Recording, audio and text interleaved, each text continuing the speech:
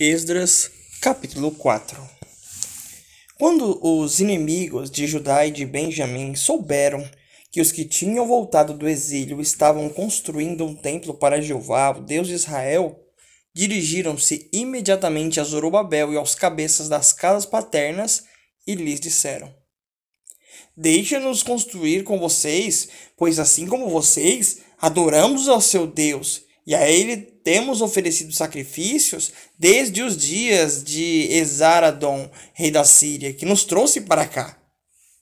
No entanto, Zorobabel e Jesua e os outros cabeças das casas paternas de Israel lhes disseram: Vocês não participarão conosco em construir uma casa para o nosso Deus, pois nós construiremos sozinhos uma casa para Jeová, o Deus de Israel, assim como nos ordenou Ciro, rei da Pérsia.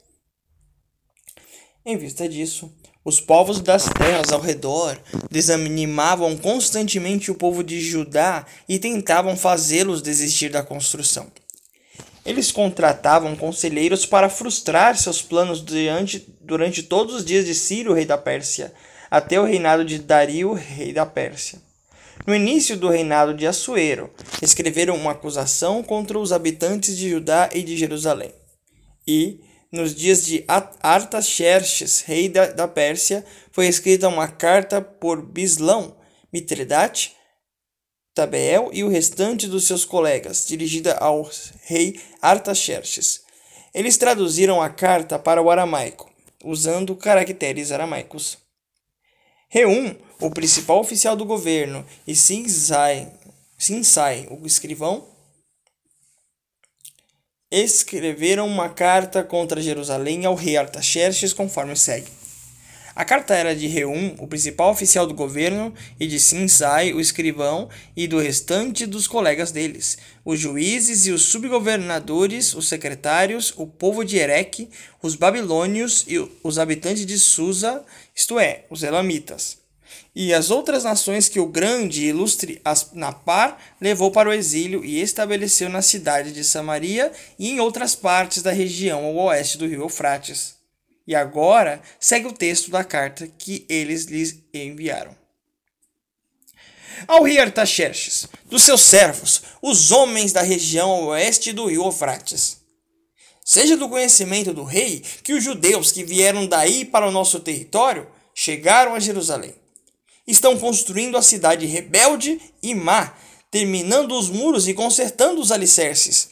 Seja do conhecimento do rei que, se essa cidade for reconstruída e seus muros terminados, eles não pagarão imposto, nem tributo, nem pedágio, e isso trará prejuízo aos tesouros dos reis. Visto que comemos o sal do palácio e que não seria correto ficarmos parados enquanto vemos os interesses do rei serem prejudicados, enviamos ao rei essas informações, para que se faça uma investigação no livro dos registros dos seus antepassados. O Senhor descobrirá no livro dos registros que essa cidade é uma cidade rebelde, que causa prejuízo aos reis e às províncias e que, desde os tempos antigos, sempre houve nela instigadores de rebelião. É por isso que essa cidade foi destruída.